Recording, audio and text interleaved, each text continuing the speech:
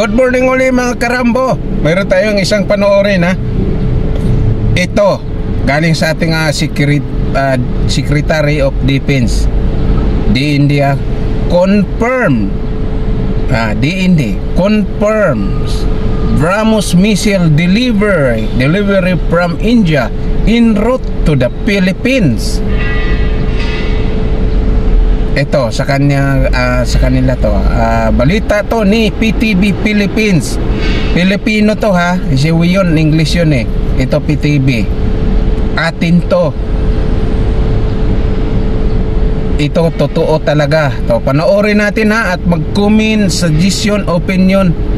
Subscribe kayo rito kay PTV and mag-like kayo kay PTV at i-share nyo. I-share nyo. Ba't share no? I-share nyo kung gusto nyo. Fills out a major checkbox in the AFP's modernization scheme with yet another set of the fastest supersonic anti-ship cruise missiles that will provide the Philippine Navy much-needed firepower and counter-attack capabilities within the country's exclusive economic zone. And as our Patrick De Jesus reports, this as the country patiently awaits the U.S. Congress to greenlight and consummate the deal that would let the AFP acquire over talaga tong BrahMos na to. Pang coastal defense to ha mga karambo, dahil ang paligid natin ay lahat coastal, wala tayong boundary. That a new delivery of BrahMos missiles from India is on its way to the Philippines. According to the preparations are underway as yan na. Siya na yan, si Dindi na yan, si Idol.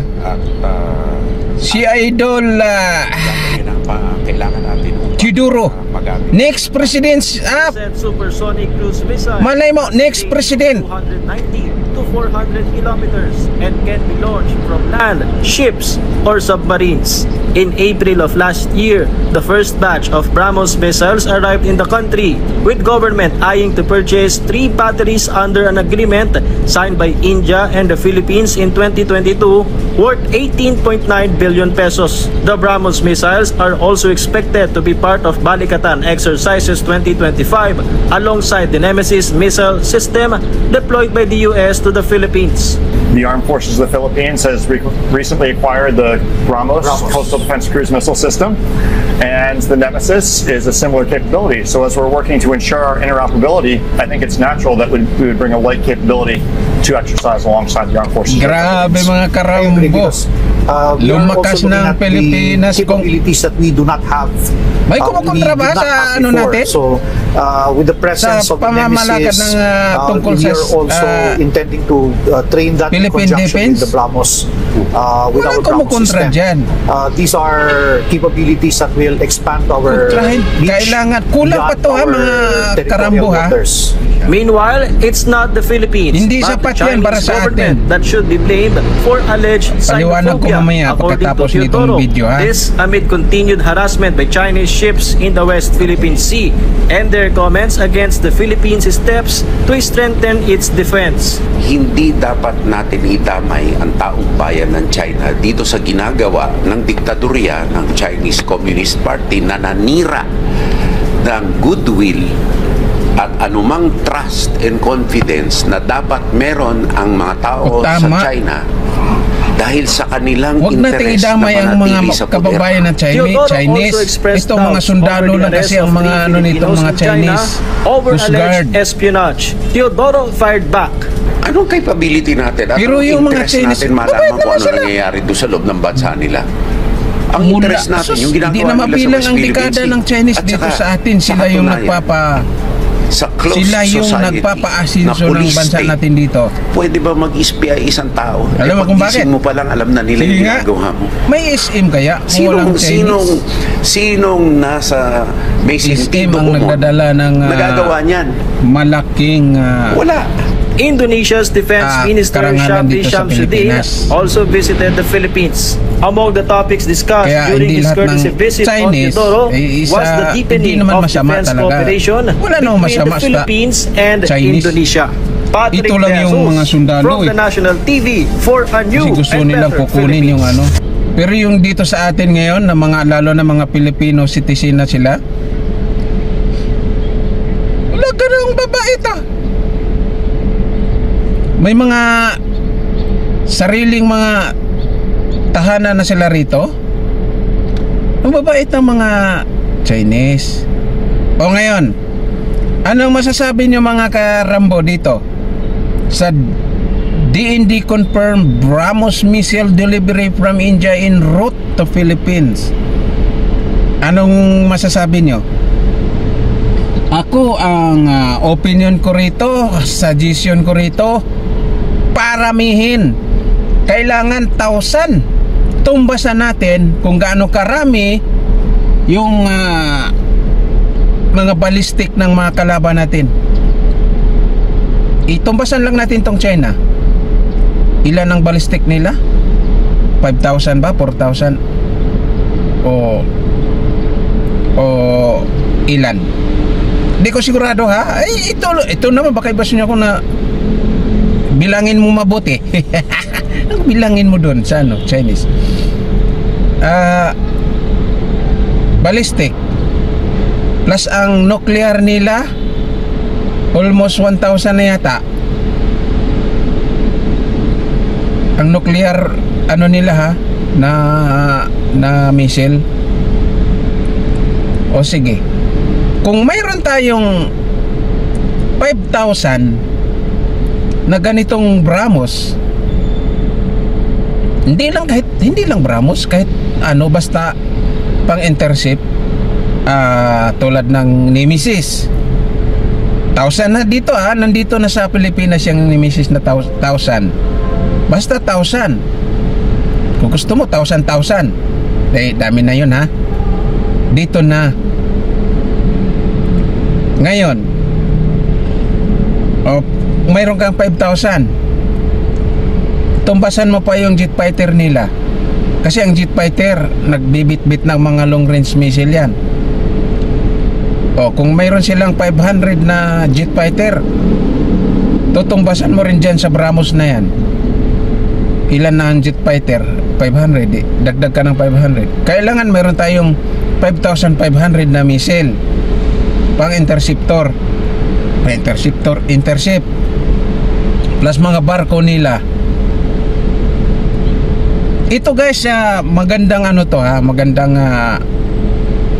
magandang idea to ng Pilipinas sa mga barko.